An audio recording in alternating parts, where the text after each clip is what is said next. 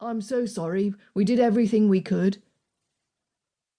I spaced out, muscles locking in position, hearing only the ringing in my ears, as I tried to think of a way that I'd misheard that.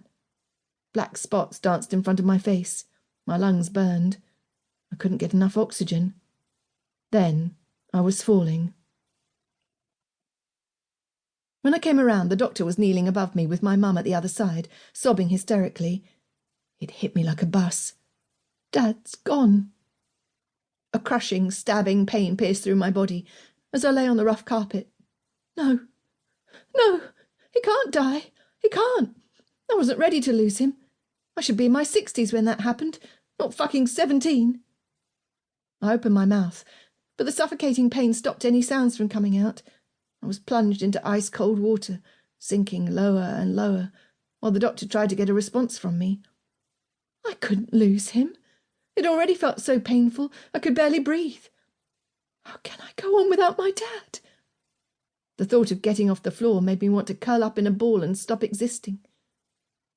Tegan, Mum sobbed. In a trance I sat up, falling straight into her lap. Her arms curled around me, and we cried together. It was the first time Mum had really held me since I was a little kid. Mrs. Pennells, the doctor said once she knew I was okay. I'm sorry to have to bring this up now, but I'd like to talk to you about organ donation, if that's okay. I froze again and felt Mum nod against the top of my head. Simon would have wanted that. Do you need me to sign anything? No, he carried a donor card. I just wanted to make sure you were aware that your husband would be doing an incredible thing for others. My mind finally pieced together exactly what that meant. His organs were going to be cut out.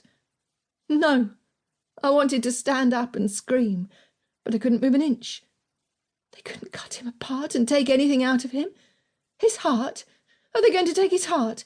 Oh, that belongs to us. My dad was a person, not a body they could just take things out of. He was my dad, and I wanted him whole. I wanted him back. Would you like to stay here and say goodbye when he's out of surgery? She asked. When he had his organs removed, she meant. I didn't want to see my dad dead.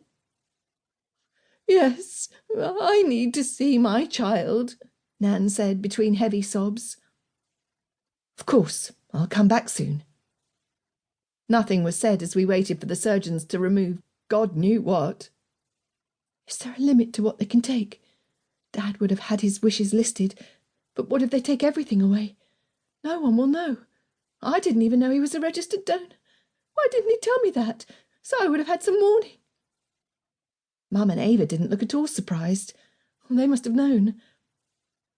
I stayed curled up on Mum's lap the whole time they were cutting his organs out.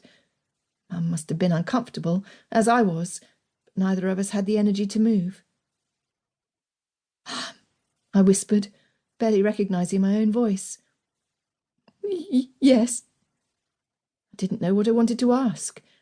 I needed her to tell me that they'd got it wrong. I needed her to tell me that Dad was okay and would walk into the room at any second.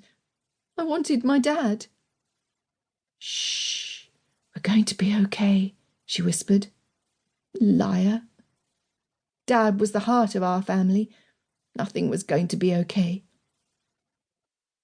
Time passed, but I didn't know how much, and then the doctor came back for us. Mrs. Pennells, if you'd follow me, you can come through now. I looked up through blurry eyes and shook my head. I didn't want to see him like that. Mum took a deep breath and stood up, lifting me with her.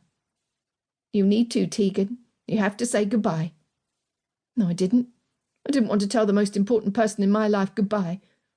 I don't want to, I replied, sitting down on a chair. Are you sure, sweetheart? Nan asked, kneeling in front of me. I don't want to say goodbye. Why the fuck can't they understand that? My stomach turned and bile burned my throat. Sobs racked my body as I tried to stop crying. It hurt so much. I needed it to stop. Nan nodded. Okay, I'll stay with you. No, you go. You want to, and I want to be alone. There was no way I was going to be the reason Nan didn't get to say bye to her son. I sat on the chair, painfully gripping the seat, as I forced my...